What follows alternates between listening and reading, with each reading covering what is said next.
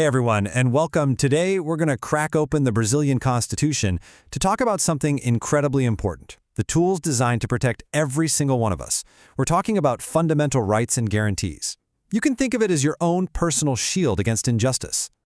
So let's just jump right in with a big question. When things go wrong, when the state maybe oversteps its power, what's really there to protect you from injustice? Well, the answer is right there, written into our Constitution. Okay, so let's dive into our first section.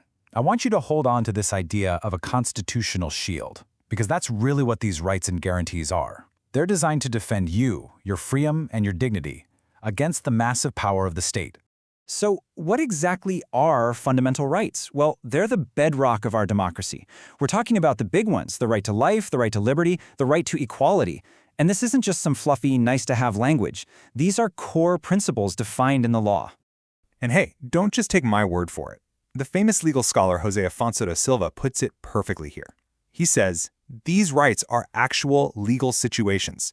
That means they're concrete, defined protections, all created to uphold our most basic human values. All right, but here's where it gets really interesting. You see, it's not enough to just have a list of rights on a piece of paper. The Constitution is smarter than that. It also gives us a whole toolkit to defend those rights. And that brings us to the key difference between rights and guarantees. And honestly, it's this simple. Rights are what you have, the freedom itself. Guarantees are how you protect it. They're the legal machinery, the actual tools you get to use when one of your rights is being threatened or violated.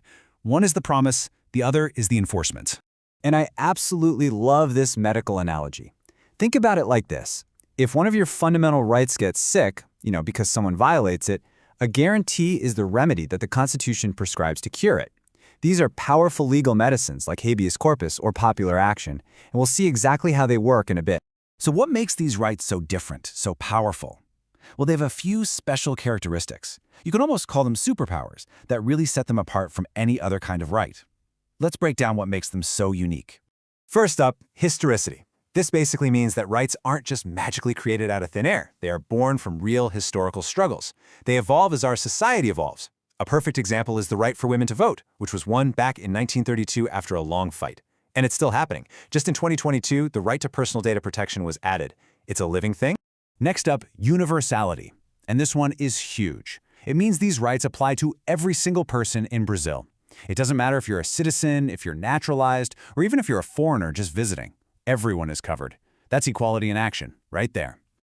Okay, so if they're universal and they're so powerful, does that mean they're absolute?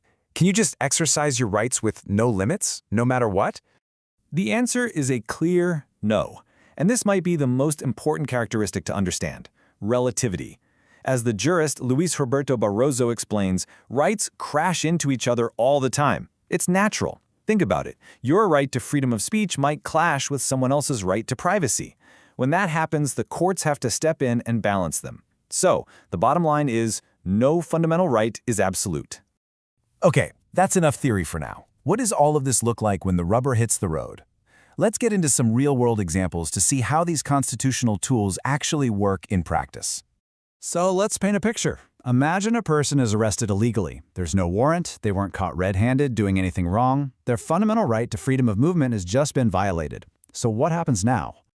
This is where one of the most famous guarantees comes into play: habeas corpus. This is the specific tool, the remedy, designed to protect the right to come and go.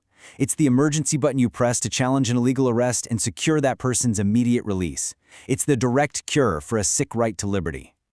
Now let's try another scenario, but this time let's focus on a collective right.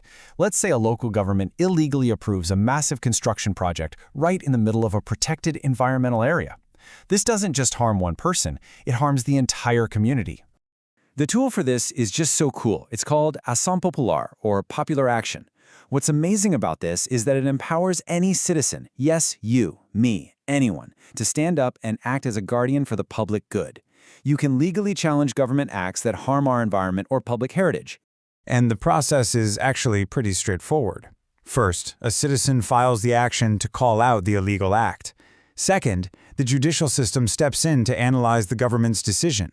And third, if the act is found to be harmful and illegal, it's nullified, it's canceled. It's a direct path for an engaged citizen to make a real difference. Now, it would be great if we could just end it there. We have the rights, we have the tools, problem solved. But the real world is always a lot messier. We have to take a moment for a reality check and talk about the challenges that get in the way of these rights being effective for everyone. Because the truth is, there are some major roadblocks. For starters, deep social and economic inequality means that for many people, accessing justice is just too hard or too expensive. Then there's a widespread lack of knowledge. A lot of people simply don't know that these powerful tools even exist for them.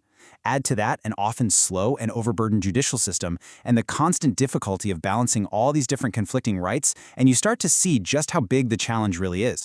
So this is really what it all comes down to. Knowing that you have a constitutional shield is the first crucial step. But the real question, the one we all have to think about, is this: how can we work, both on our own and together, to overcome these hurdles? How do we make sure that this shield actually protects everyone and turn these constitutional promises into a daily reality for every single Brazilian?